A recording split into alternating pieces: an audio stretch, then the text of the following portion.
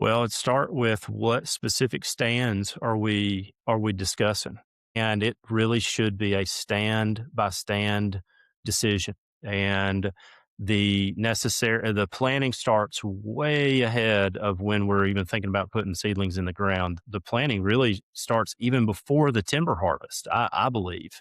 And so say we start with a stand that's recently been harvested. We need to talk about again, getting off on the right foot with the proper site preparation. And that, again, that depends on the site and how and what technique, that the site prep unfolds. Is it chemical and mechanical? Is it chemical only? Are we going to burn? We not, or we don't have to burn.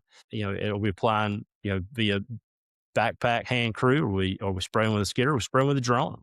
There's another idea. So we review those options and then initially immediately start talking about genetics inputs. And in order to make the right decisions on genetics, we need to take a look at the market, take a look around in terms of what wood buying facilities are within truck range. And if the landowner has an idea, that's a good thing. We might ask, hey, where did the wood from this previous timber harvest go? But if they're sitting in a strong wood basket and there's a number of mills around, then that's one dynamic, and we work with what the market will support. And let's say they're in an area with strong chip and saw timber, then that's what we need to focus on. And then I would lean into maximizing stem value over maximizing per acre volume, and just talk through the reasoning, and then ultimately kind of get into, well, if we're going to enact this strategy, then we need these types of genetic families. What's adapted to the planting site? North Alabama is a different environment than South Georgia, so we're going to be talking about completely different genetic input options, and not being off site is the best way to make sure that you don't have a lot of noise or interaction from the genetics, and that you are going to be able to capitalize on the potential genetic improvement. And then we would again I would then go to, say, a trusted partner that offers seedlings, and say, I have this client who I'm helping.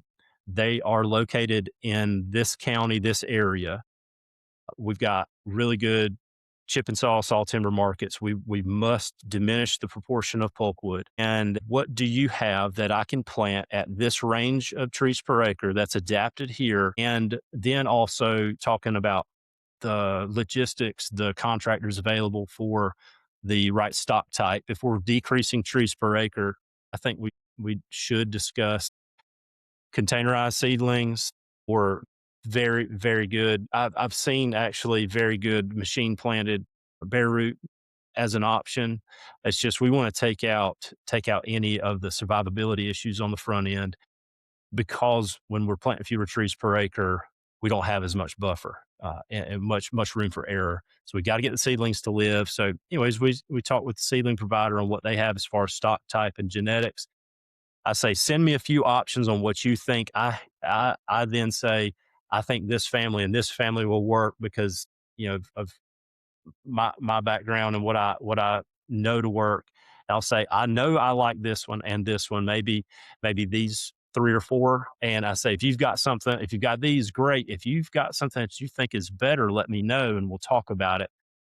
Had that conversation with the seedling provider, with the genetic seedling company, and then come back to the landowner and say, here's what I believe will work for us here. And here's what the type of results I believe we can get. How does this all sound to you? I'll offer it as a recommendation, and then ultimately the decision is with the landowner. Usually we have a lot of good discussion then, and we get a plan in place and move forward.